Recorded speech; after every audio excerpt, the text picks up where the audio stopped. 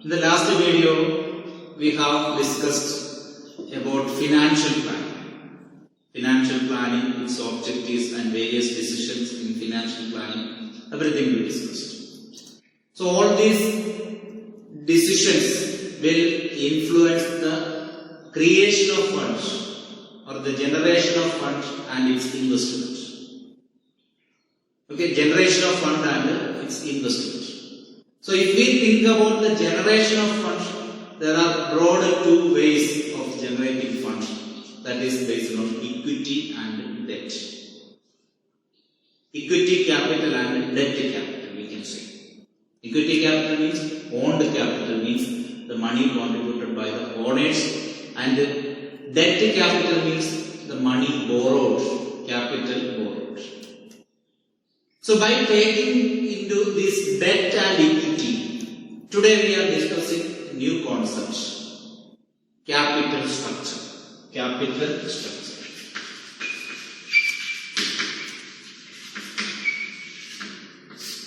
So capital structure is the structure of capital.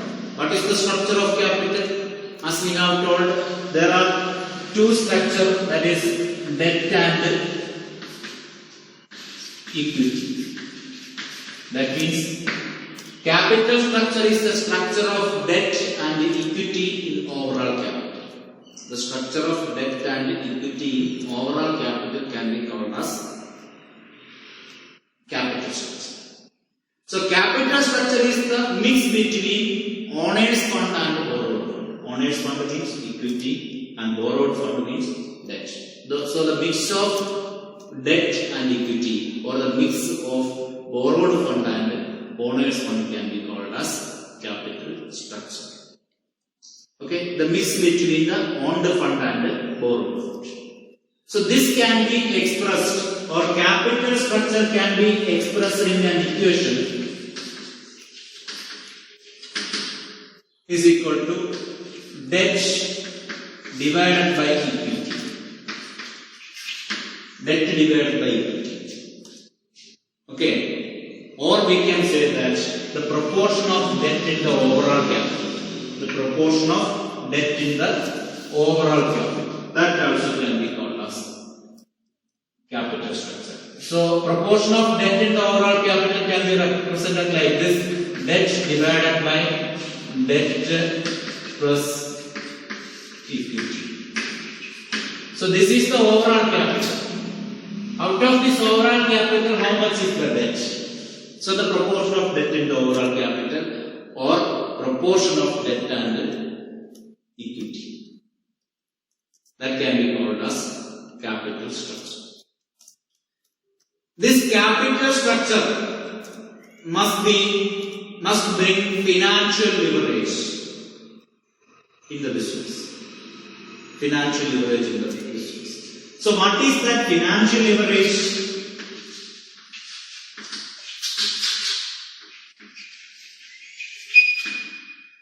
Financial leverage, the portion of debt in the overall capital is called financial leverage. Portion of debt in the overall capital.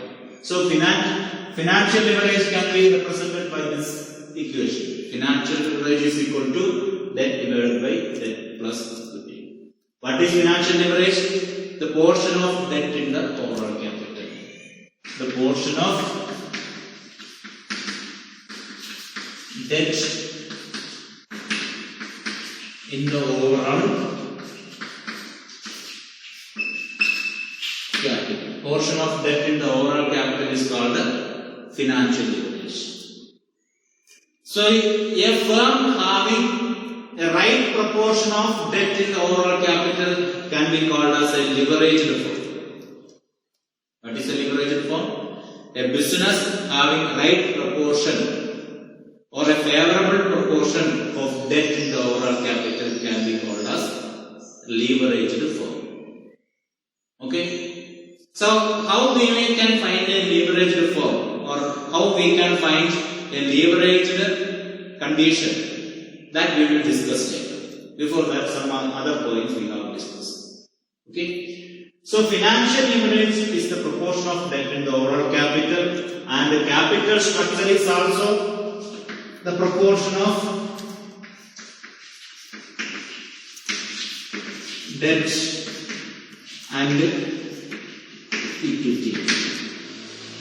Okay, proportion of debt and equity or mix between the debt and equity. We can say that both are almost the same. Capital structure and capital leverage are same.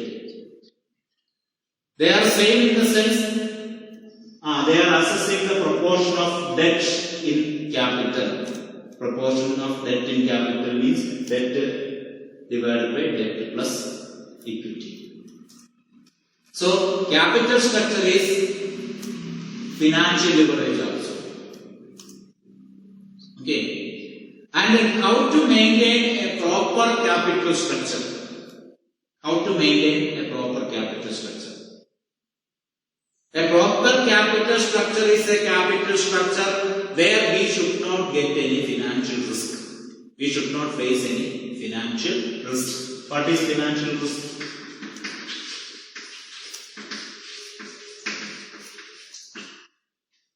Financial risk is the chance that a firm could fail to meet payment obligation.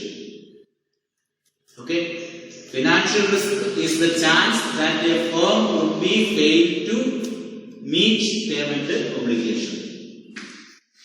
The chance that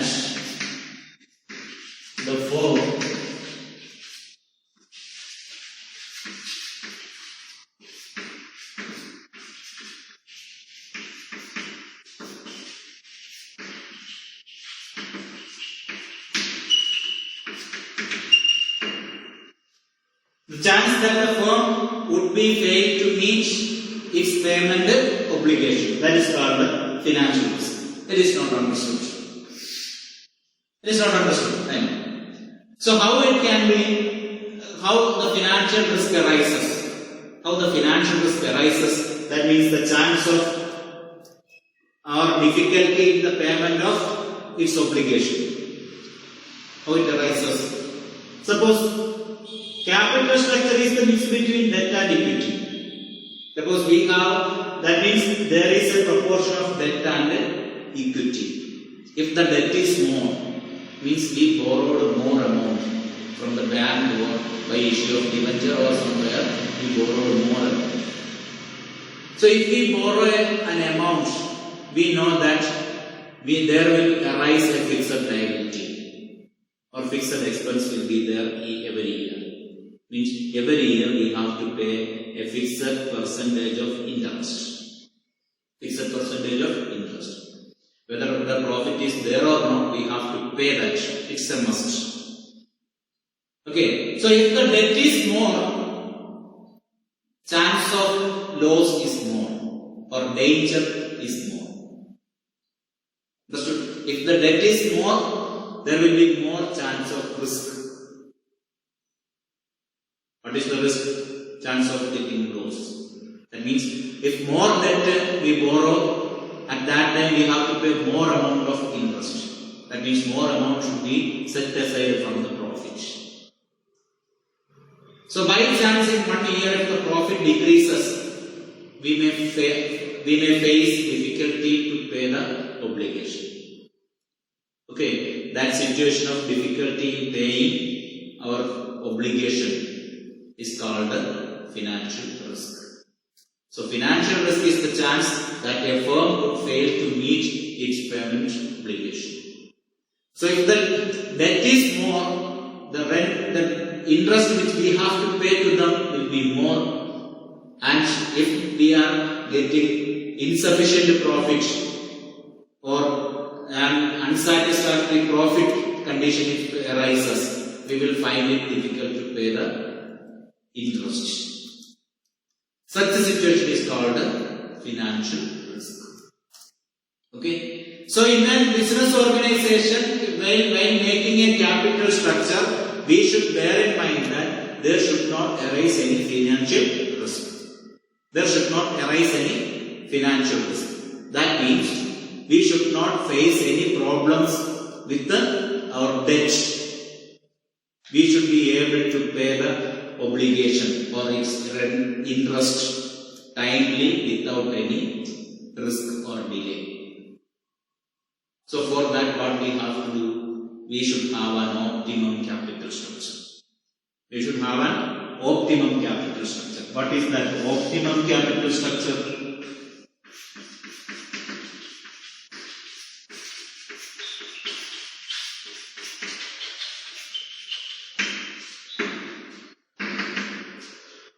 Optimum capital structure is the capital structure where there will be return to the equity shareholders with the presence of debt.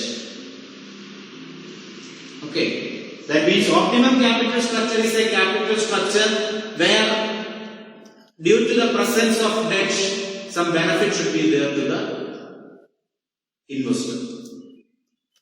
Okay, that means we can say that optimum capital structure is a capital structure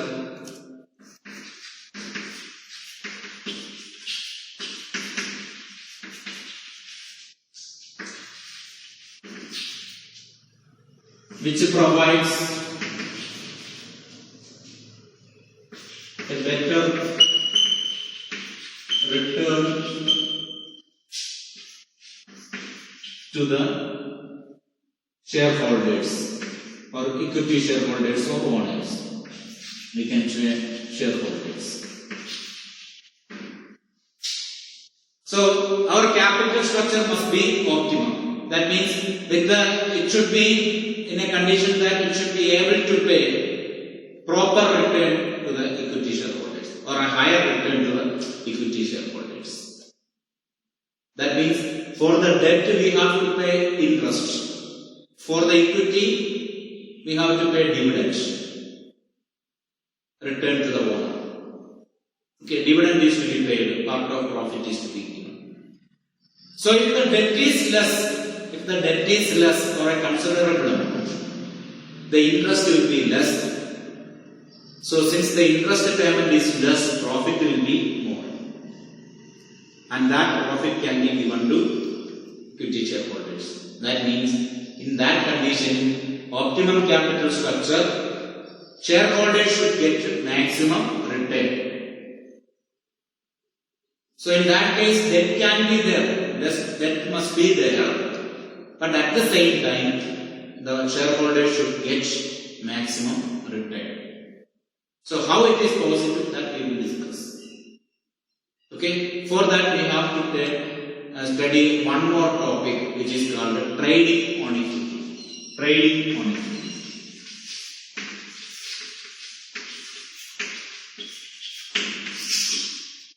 What is trading on equity?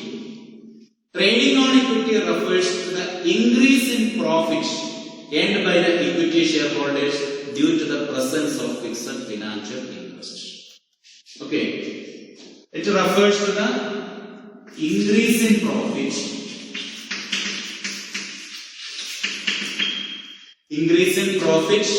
due to the presence of risk or increase in profit earned by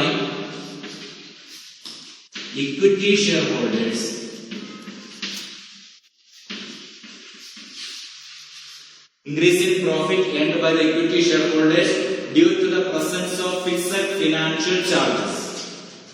Due to presence of fixed financial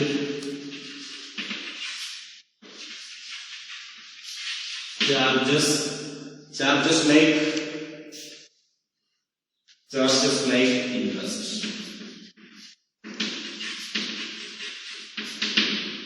So that is what is called trading on equity. We can read that sentence first. Trading on equity refers to increase in profit earned by the equity shareholders. Profit, that means the increase in the profit earned by the equity shareholders due to the presence of fixed financial charges. See, fixed financial charges means interest. That is a fixed financial charge. That means for the debt we have to pay interest. That is fixed. Okay, fixed financial charges. Every year that fixed amount should be paid. So here it says that due to the presence of debt, when debt is there, equity shareholders will get more profits. It is impossible. Isn't it? Is it possible? If debt is there, equity shareholders will get more profit. How it is possible? If debt is there, that amount is to be paid from the profit now. So in that case, when debt is there, equity shareholders' profit may decrease too. Yes, normally we will think like that, but it is not like that. So that situation is called the trading on equity, where equity shareholders will get more profit due to the presence of debt. If debt is there, equity shareholders will get more profit. Okay, that is what trading on equity says. That will be explained, that we are going to explain with the help of an example. Okay, that will be explaining with the help of example. So trading on equity says that increase in the profit earned by equity shareholders due to the presence of fixed financial charges. That should not forget. With the help of this statement, we are going to explain an example. Okay? Okay, that we will discuss.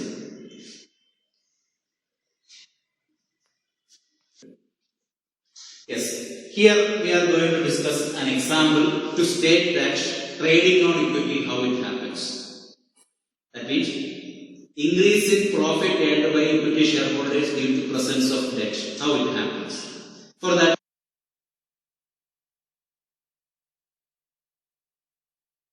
analyze a situation or an example.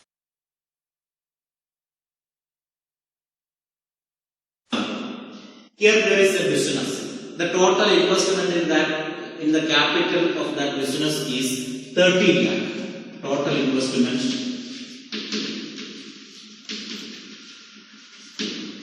is equal to 30 lakhs. If this firm if the firm takes a loan or borrowed money, if firm earns, firm has to pay interest. That interest rate is 10%. Interest 10%. That means if the firm takes the loan, firm has to pay interest at the rate of 10%. And the firm has to pay income tax also. If on the basis of the profit, firm has to pay income tax. So income tax is there, tax rate is there at 30%. Tax rate is 30%. And suppose in this situation, the firm earns a profit. Firm earns a profit, that we can say it as EBIT. EBIT 4 lakhs. EBIT means earning before interest and tax. That means profit before charging tax and interest. Okay, profit before charging tax and interest is 4 lakh. Firm earns the profit of 4 lakh. Then there are 3 situations we are going to discuss here. The first situation, situation 1. Situation 1, where there is no debt. That means firm is not going to borrow any money from outside.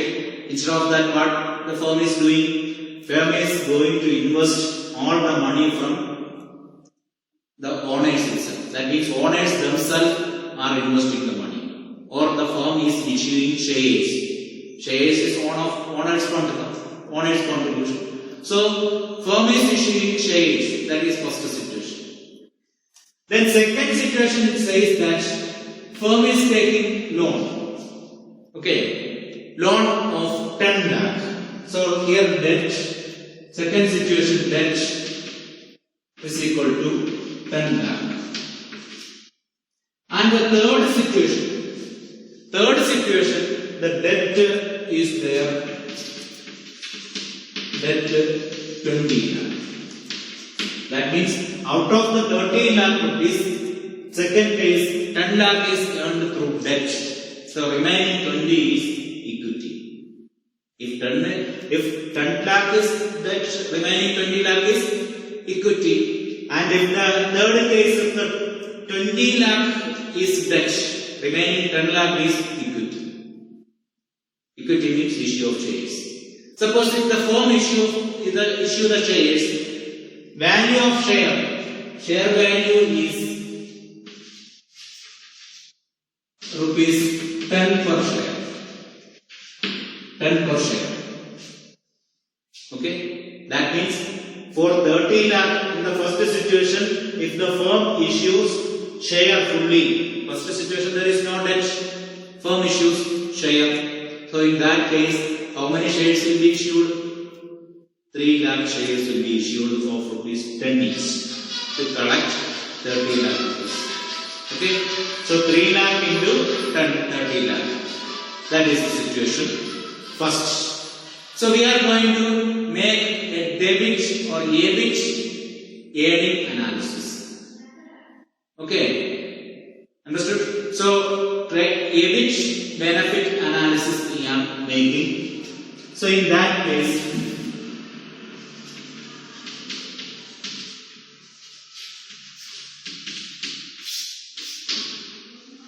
in the first case, or the three situations we are explaining, situation 1, situation 2, and situation 3. These three different situations are there. That's what we are going to explain. How it will affect. Okay. So before that, we are going to discuss one more thing, that is return on investment. Return on investment. Return on investment. What do you mean by return on investment? Say here, profit is there 4 lakh. Profit is 4 lakh. EBIT is 4 lakh. That is the profit. That profit, how we got? When we issue or when we raise the total investment 30 lakh. So what is the percentage of return from the capital investment? That is called the return on investment. That means the percentage of return, percentage of profit on capital. Percentage of profit on capital. That we can calculate like this. EBIT divided by total investment into 100.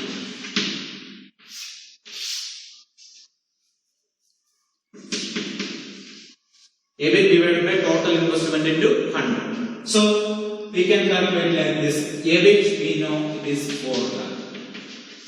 Divided by total investment. Total investment how much? 30 lakh. Into 100. That means you will get 13.33%. Return on investment is 13.33%. That means percentage of profit on investment is how much? 13.33. Okay? That later we will discuss that afterwards. Why we have calculated. We can write this analysis, EBIT and return analysis.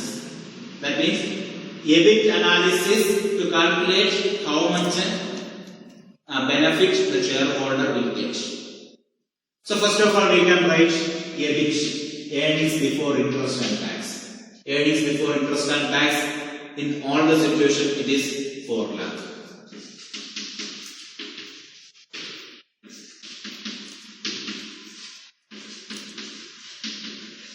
All the situations it is 4 lakh. Then interest.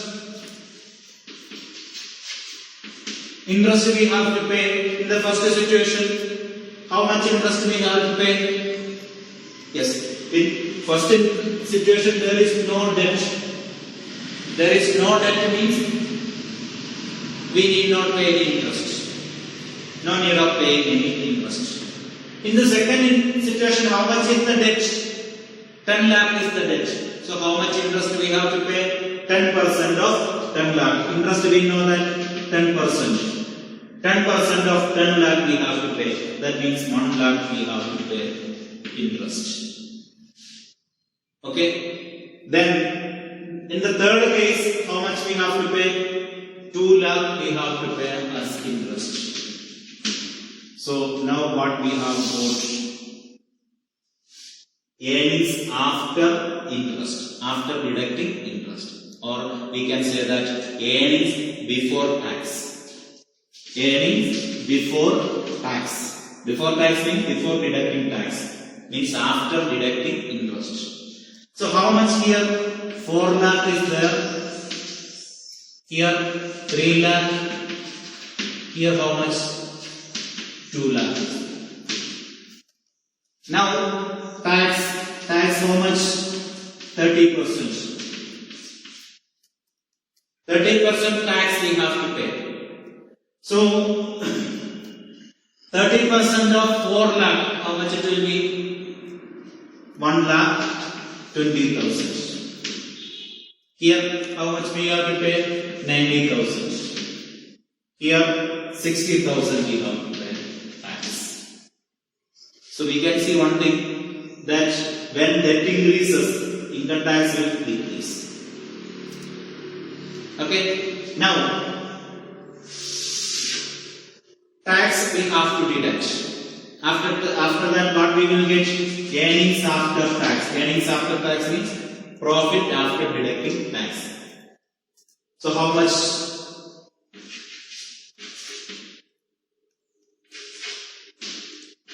2,88,000. Here 2,10,000. Here 1,40,000. Okay. So 2,88,000 profit, 2,10,000 profit, and 1,40,000 profit. Okay. Now this profit is for whom? Profit is for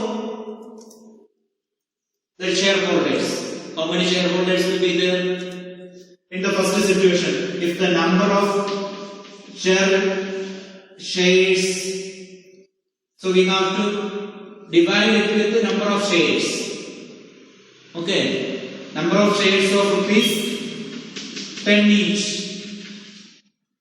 Number of shares of rupees 10 each. In this case, number of shares how many? In the first case, 30 lakh is the total investment and there is no debt. So full it is shares. So we will write here 3 lakh. 3 lakh is the shares, number of shares. And here how many? 10 lakh bond. Okay, remaining 20 lakh. So 2 lakh is the number of shares bond. Okay, and in the third case, how much it is? 20 lakh is the debt. So what is remaining? 10 lakh is remaining. 10 lakh means 1 lakh is the number of shares. Okay, now what we have to do? We have to find out the earnings per share. Okay, let us see earnings per share.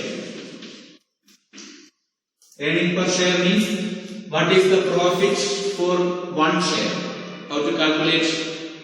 Total profit divided by number of shares. Total profit divided by number of shares. That means 2,88,000 divided by 3 lakh.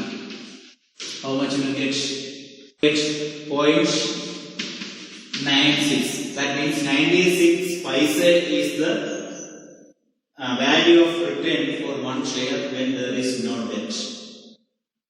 Okay. Then next case, when there is 10 lakh debt.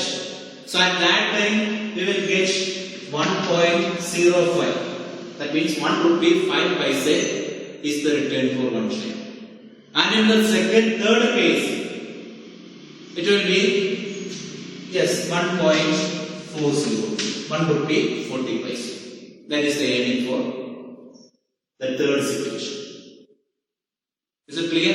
So in that way we can see the earning per share by comparing earning by the number of shares. See, which situation is better for the shareholder? This is better because getting more return. So at that time what happens? Interest we have to pay. That means debt is more. When debt is more, shareholders will get more return. When the business borrows more money, at that time business will get more. Shareholders will get more return. So that is what we have calculated here. Okay. Then next case. So here debt is very high here, so got more return. And the second situation, that is not that much. That is decreased. So return also decreased. That is decreased to 0. Means there is no debt. So the return is the least.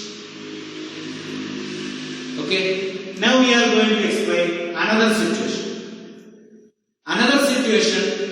Here the interest rate is 10% and the total investment is 30 lakh. Tax is 30%. EBIT we are making change. Here EBIT we are making change for 2 lakh.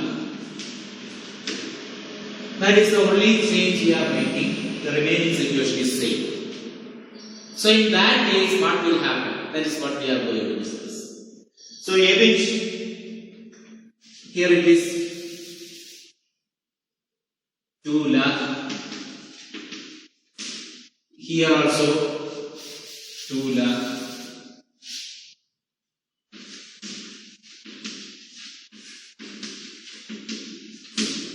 Okay. And here there is no debt, no interest is to be paid. So we can write here 2 lakh. Here the profit is 1 lakh. Profit is 1 lakh means earnings before tax is 1 lakh. Here there is no profit, no loss. Nil is the result. Then 30% of tax we have to pay. 30% of tax we have to pay. So 60,000 we have to pay here. Here it is 30,000 and here nothing is to be paid. Okay. So in this case, here the profit is how much? 1,40,000. 1,40,000 is the profit. So equity number of shares is same. Okay. Then here profit is 70,000. Here nothing is there. Okay. So in the first case, what is the earning per share? That means 1,40,000 divided by 3 lakh. That means we will get 0.46. 0.46. Second case, 70,000 divided by 2 lakh. What is the profit? Earning per share 70,000 divided by 2 lakh. We have to find it out. That means 0.35 we will get. 0.35. So here there is no profit. There is no return. That means in this second case we made only one change, that profit is decreased to half. So when profit decreases to half, what happened here? Here 0.46 was the profit. That means here when there is no debt, return to equity shareholders increased than when there is debt. So why it happens? In order to find out that, we have to find out the return on investment in that case also. Return on investment is equal to EBIT divided by total investment into 100. So this is for second case. This is for first case. So first case, EBIT is 2 lakh. Total investment is 30 lakh into 100. How much we will get? 6.67% we will get. Okay, you can calculate it. 6.67%. So here these two cases we have to analyze. First case, the return on investment is more than the interest rate. The return on investment is more than the interest rate. And in the second case, interest rate is more than return on investment. So by comparing this, we can analyze this once again. So in the first situation, when the return on investment was more than the rate of interest, when the profit was more than the rate of interest, we have got more earning per share due to presence of debt. That means we can conclude like this, that if the rate of return on investment is more than the rate of interest or cost of debt, we can say it as cost of debt. If the rate of return on investment or rate of return is more than the cost of debt, shareholders' return or earning per share will be more due to the presence of debt. Once again, if the rate of return is more than the cost of debt is interest. If the rate of return is more than the cost of debt, there will be profit for shareholders due to the presence of debt. On the other hand, if the rate of return is lesser than the cost of debt, shareholders will face loss due to the presence of debt. So that is all about capital structure. So trading on equity, in order to have trading on equity, that means increase in profit earned by the equity shareholders due to the presence of debt. In order to get trading on equity, their return on investment should be higher than the cost of debt. That's all. Return on investment should be higher than the cost of debt. So today we have discussed about capital structure, financial risk, optimum capital structure, financial leverage, trading on equity, and how the trading on equity affects when there is a proper return on investment, or when we will get trading on equity, when the return on investment is more than cost of debt. Okay, I hope all of you understood this.